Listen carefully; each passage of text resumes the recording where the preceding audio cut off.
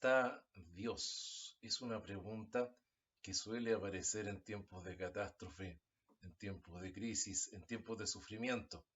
La gente que sufre suele hacerse esta interrogante: ¿dónde está el Creador? ¿Dónde está el Dios que nos tiene que proteger? ¿En qué lugar se encuentra? Muchas veces es el argumento de aquellas personas que no creen en Dios. Preguntarle al que cree, confrontarlo a eso. ¿Dónde está Dios? Este es un mensaje cristiano. Si te interesa escucharlo, te invito a seguir viendo este presente video. Yo soy Sebastián Cruces y este mensaje es para usted. Sucede cuando vivimos tiempos de crisis, cuando vivimos tiempos de dificultades, cuando nos alcanza alguna catástrofe, que muchas personas se hacen esta pregunta: ¿dónde está Dios? ¿Dónde está el Creador? ¿Dónde está el Dios de poder? El Dios que debiera rescatarnos, el Dios que debiera llevarse el mal de la humanidad. Es más, algunos osan decir lo siguiente: si Dios es bueno, si Dios es amor, entonces ¿por qué Dios permite el sufrimiento? ¿Por qué Dios permite que la gente lo pase mal? ¿Por qué Dios simplemente no soluciona los problemas de un segundo a otro? ¿Acaso no tiene el poder para hacerlo? ¿No se supone que es un Dios todopoderoso? Y es una pregunta que suele ser recurrente, sobre todo en las personas que no son creyentes y que de alguna manera quieren poner en cuestión, quieren complicar a la fe de los que son creyentes. Bueno, en esta predicación que estamos haciendo hoy día, vamos a intentar explicar cómo funciona esto. Yo no voy a ser el abogado de Dios. Dios no necesita abogado para empezar, porque Dios está bien. Independiente de lo que las personas se cuestionen, Dios sigue estando bien. Pero yo voy a tratar de explicar cómo es que esto opera. Antes de dar este mensaje, vamos a ir a la palabra de Dios. Vamos a buscar en el Evangelio de Mateo, en el capítulo 25, entre los versículos 34 al 40. Dice lo siguiente: entonces dirá el rey a los que estén a su derecha: vengan ustedes, a quienes mi Padre ha bendecido, reciban su herencia, el reino preparado para ustedes desde la creación del mundo. Porque tuve hambre y ustedes me dieron de comer, tuve sed y me dieron de beber, fui forastero y me dieron alojamiento, necesité ropa y me vistieron, estuve enfermo y me atendieron, estuve en la cárcel y me visitaron. Y le contestarán los justos: Señor, ¿cuándo te vimos hambriento y te alimentamos, o sediento y te dimos de beber? ¿Cuándo te vimos forastero y te dimos alojamiento, o necesitado de ropa y te vestimos? ¿Cuándo te vimos enfermo o en la cárcel y te visitamos? El rey les responderá: les aseguro que todo lo que hicieron por uno de mis hermanos, aun por el más pequeño, lo hicieron por mí. Esa es la palabra del Señor. Vamos a pedirle a Dios que bendiga este momento y que te ayude a ti y a mí a ser edificados por su palabra.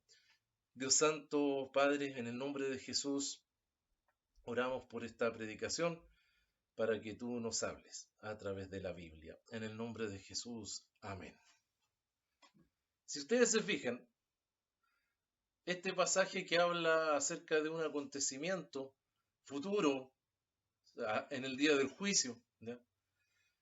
Cuando Dios va a dividir entre los injustos y los justos. Y cuando Él hable de los justos, justamente lo que Dios se va a referir es a esto. Les va a decir: porque yo pasé problemas y tú me atendiste, porque tuve dificultades y tú estuviste ahí, porque estuve enfermo, etcétera, y todo lo que leímos. Entonces, por cuanto actuaste así, vas a recibir la herencia eterna, ¿ya? Vas a gozarte con el Señor, vas a pasar a este reino de Dios. Y la gente se va a preguntar: bueno, Dios, ¿y en qué momento te vimos a ti de esta manera? ¿En qué momento, Señor, a ti te vimos pasando dificultades? ¿En qué momento a ti te vimos complicado de cualquier forma que sea? Y Dios les va a responder esto que dice acá: por cuanto a una de estas personas que sí estaban sufriendo, tú lo ayudaste, entonces Eso mismo lo hiciste conmigo. Fíjense qué interesante es lo que se plantea aquí. Si nosotros nos damos cuenta, Dios lo que hace es cambiar la pregunta. Si nuestra pregunta es ¿dónde está Dios? La pregunta que Dios nos hace es ¿y dónde estás tú? Y esto es tremendamente importante en el cristianismo. No es que nos preguntemos, bueno, ¿y qué está haciendo Dios? ¿Por qué Dios no soluciona los problemas de la humanidad? El problema es ¿dónde estás tú, ser humano? ¿Dónde estás tú que tienes la capacidad de ayudar? ¿Dónde estás tú que tienes la capacidad de hacer las cosas bien? ¿Dónde está tu capacidad de trabajo? ¿Dónde está tu responsabilidad? ¿Por qué preguntas por Dios? ¿Acaso el ser humano no es también un instrumento de Dios? ¿Acaso el ser humano no tiene manos, no tiene pies, no tiene inteligencia? ¿No nos creemos tan importantes y únicos en la creación? ¿No pensamos que somos los seres que estamos por sobre los demás? Bueno, entonces, ¿dónde estamos? ¿Cuándo están los problemas?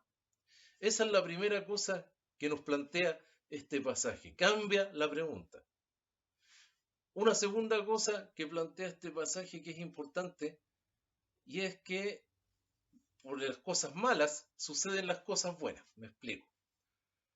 Si nunca tuviéramos problemas, pongamos cualquier caso, si nunca hubiera una catástrofe, si nunca existiera un accidente, si nunca hubiera no hubiera pobreza, ¿dónde quedarían los buenos atributos que tenemos las personas? ¿Dónde estaría la generosidad? ¿Dónde estaría la persona solidaria? ¿Dónde estaría el héroe rescatista? ¿Dónde estaría la persona que desea ayudar al prójimo? ¿Dónde estaría la generosidad, la prodigalidad, el amor al prójimo del que habla la Escritura?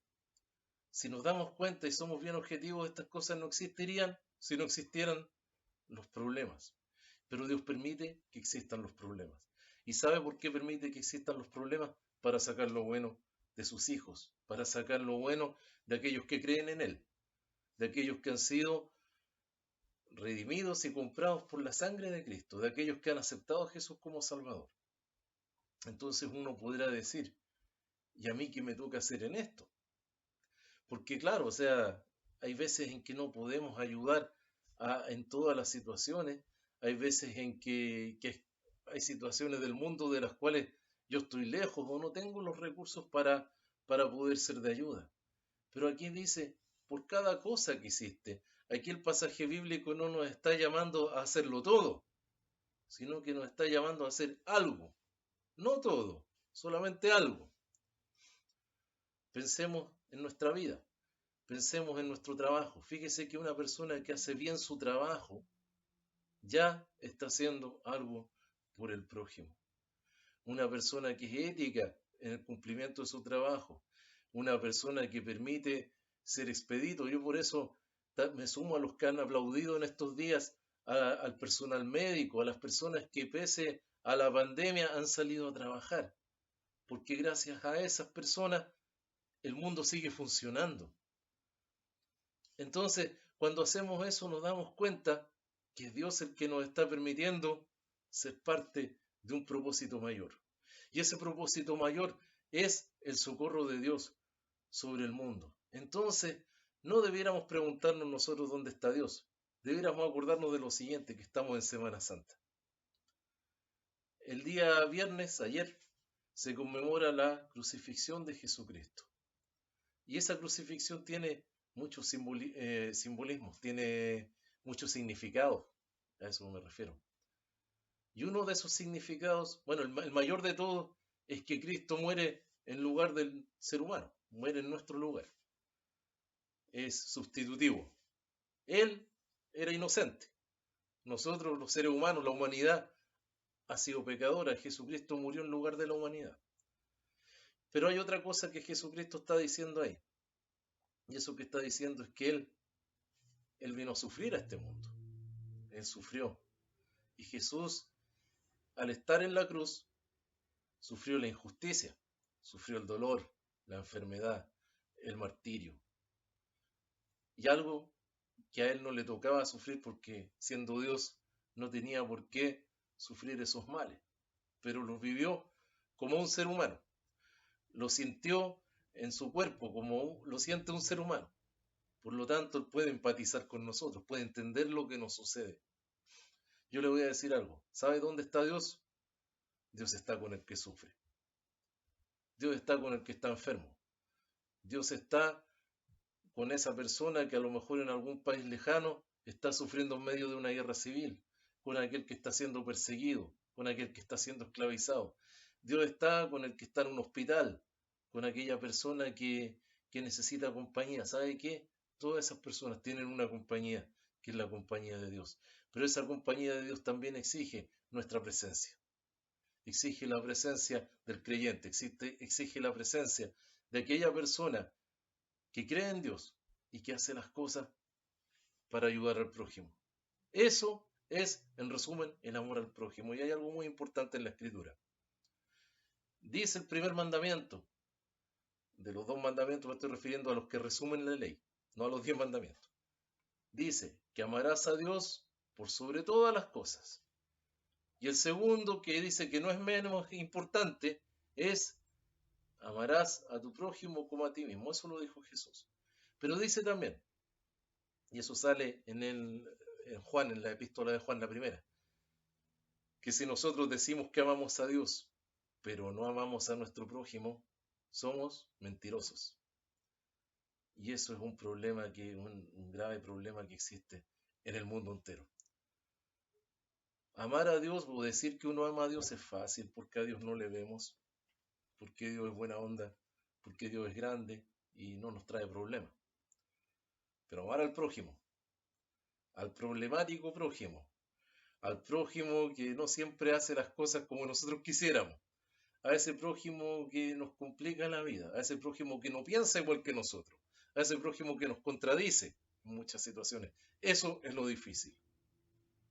Y para amar al prójimo es que nos capacita Cristo. El amor de Dios está para ayudarnos a amar al prójimo. Y como he dicho en una predicación anterior y en todas mis predicaciones voy a insistir, el amor no es ir a dar abrazos, ni besos, ni decirle a la gente que los amamos.